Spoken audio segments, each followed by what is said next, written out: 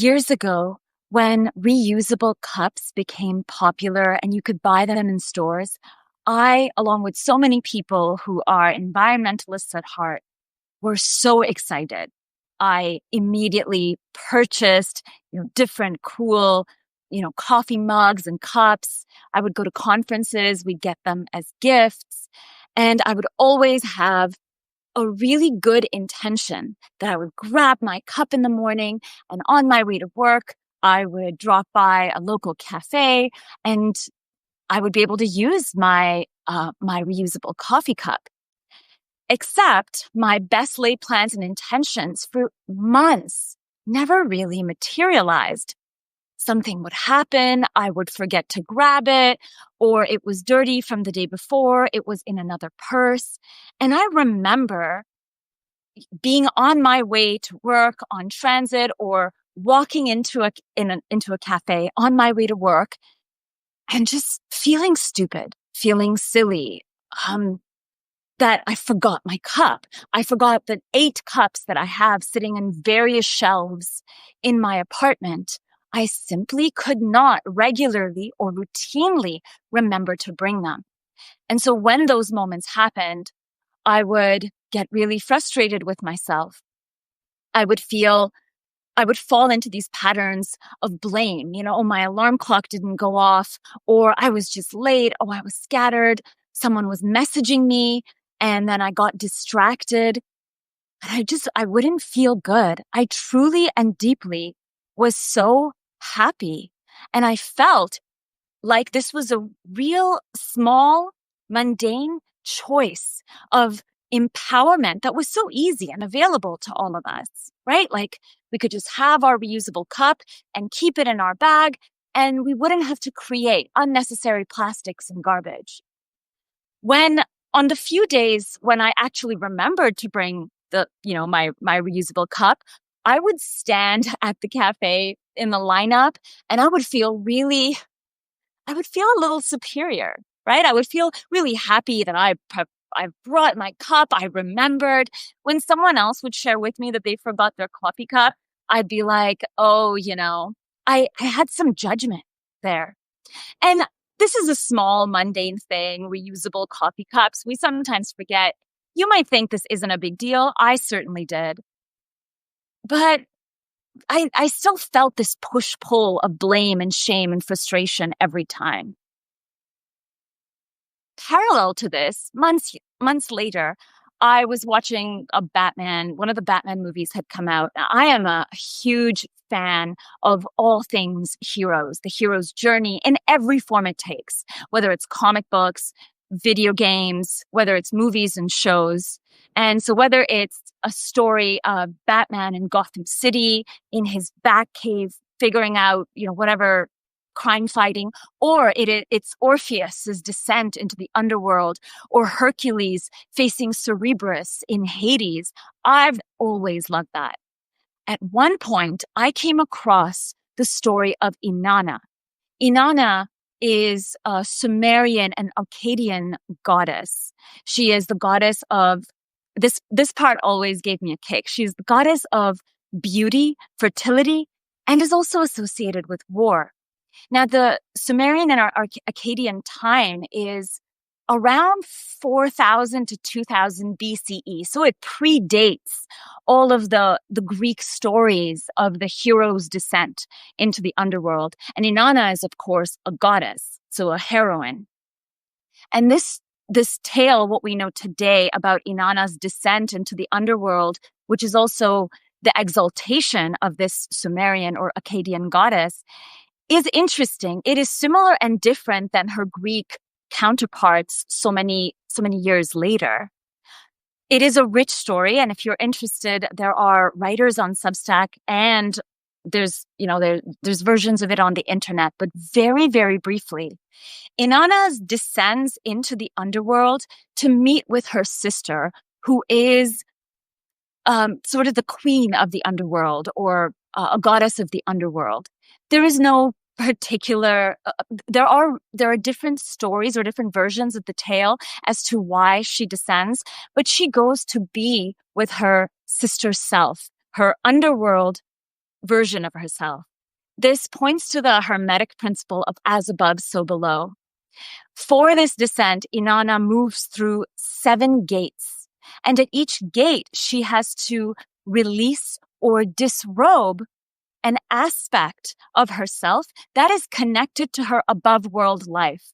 Another way of saying this is she has to remove attachments that are connected to the material world. By the time she descends through these 7 layers and meets her sister self, a version of herself in the underworld, she is literally and metaphorically naked and vulnerable. She doesn't have any of her symbols of power. She doesn't have her robes, nor her crown, nor her ring or staff of power. And 7 is a important spirit number with so many spiritual associations across many, many different cultures. And if you're interested, I'll let you explore that. But for the purpose of this very abbreviated story, when Inanna meets her sister self, she experiences a death unto herself. She dies in the underworld, and that is symbolic and in the story, a literal expression of her merging with her underworld self. A lot of things happen, and in 3 days' time, she rises again after having completed the emergence with her shadow self, with her sister shadow. It is after she emerges 3 days later, and again, 3 has a lot of symbolic meaning in so many cultures. It is only when that happens that she's able to return to her realm, the upper worlds, as a full-fledged goddess, and the goddess that is known as Inanna, that later has versions and expressions in Greek and Roman myth as the goddess Demeter, as the goddess Venus, and so on and so forth. Now, this is a recurring theme that we see, whether we're watching an episode of Batman, his return into the Bat Cave, into his version of the underworld, or stories of Hercules or Orpheus in the underworld for a variety of different reasons. But the quest of these characters, these heroes and heroines, is not complete without that descent into the underworld. And that's an interesting recurring theme. Regardless of who is descending into the underworld, some part of the self is reclaimed there. And so what does this mean about my forgetting disposable cups? Even though I love the environment, I had felt a very strong desire to make small everyday choices that would then support environmental health. And I found myself day after day, week after week, with a disposable cup in my hand, not understanding why I couldn't just remember to grab my reusable cup. It is interesting, this concept of descent into the underworld, because eventually, under the guidance of some really wise, beautiful people that came from the First Nations traditions, I was able to actually sit in a ceremony with my relationship with Mother Earth, with the environment. And that relationship was not the earth outside of me, but really the earth inside of me, my inner caves, my inner underworld. And one of the things I found as I was guided within was a sense of pollution. And one of the aspects in this particular journey that I experienced was this cycle of blame and shame that I had felt when I forgot my reusable cup and I was standing judging myself, or even judging others when they forgot their cup. That was, in a sense, that was the pollution I experienced. I heard this, someone told me this a really long time ago, and I forget the true source who said this originally or where it comes from. But it is an understanding of judgment, which is trauma under pressure. And so the discomfort that we feel when we are in repeated cycles of blame and shame, when we cannot rise to the occasion, when we want to repress something, hide something, disassociate from something, those create micro and macro moments of trauma in the body. When when that keeps happening over a long period of time, it gets encased, it gets pressurized, and that pressure expresses itself as judgment to the self and judgment to others. And that was what I was experiencing when I was standing in those lines at cafes, and I remembered that I had forgotten my reusable coffee cup. My reusable coffee cup. And I had to then, buy coffee or tea and have that plastic and paper cup. And so this entire sense of having the medicine to go into our caves, to go into ourselves and reclaim the thing that we repress, to move through the layers of judgment into what is actually there. And I had to do that in this particular ceremony. I didn't realize the connection at that time with disposable coffee cups, but that was the first time I was led into this descent of the underworld experience in a ceremonial container. And what I found was a lot of this was my relationship with myself. And because at that time, I had a relationship with myself where I sort of defaulted to inner pollution and disregarding it, making it someone else's problem, someone else's fault, deflecting or blaming. That was carrying out. Another way of saying it was pouring out, because as within, so without, into the seemingly mundane situation where I would constantly forget my reusable coffee cup and then continue the cycle. It was almost like my inner reality was pouring out of me, and I had to face it each and every day as I forgot my coffee cup.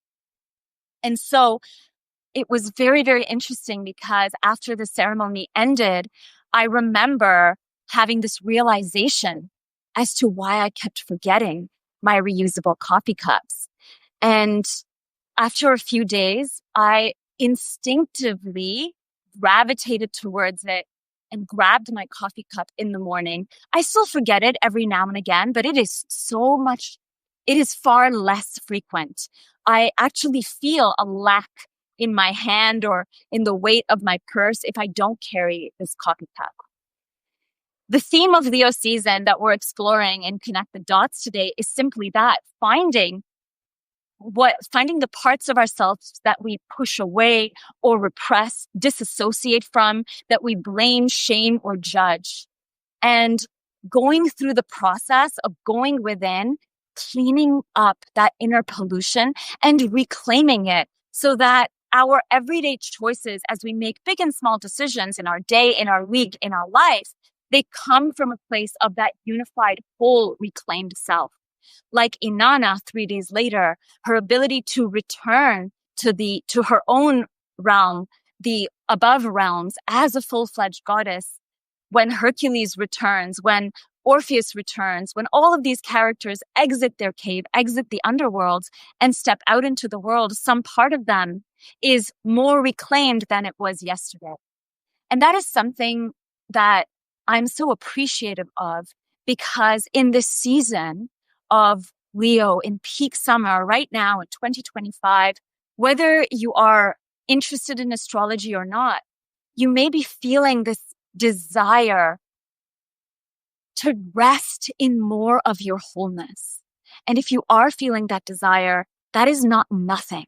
That is something beautiful and very present.